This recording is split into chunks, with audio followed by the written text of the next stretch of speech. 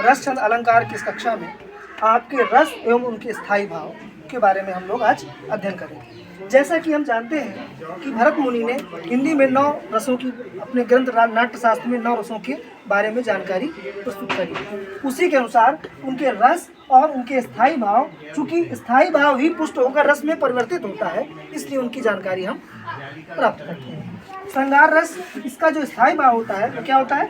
रति होता है। जो वीर रस है, वीर रस का जो स्थायी भाव है वो होता है उत्साह। क्या होता है? उत्साह होता है। करुण रस है, करुण रस का स्थायी भाव शोक होता है। ठीक है।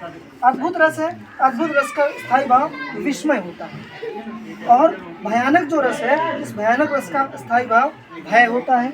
विभत्स रस का स्थायी भाव जुगुप्सा होता है। हास्य रस का स्थायी भाव हास होता है। रौद्र रस का स्थायी भाव क्रोध होता है। और शांत रस का स्थायी भाव शम होता है। इस प्रकार भरत मुनि ने 9 रसों की जानकारी अपने ग्रंथ नाट्यशास्त्र में दिया है, जिसमें उन्होंने रस और रसों के साथ साथ उनके स्थायी भावों की जानकारी दी हुई है।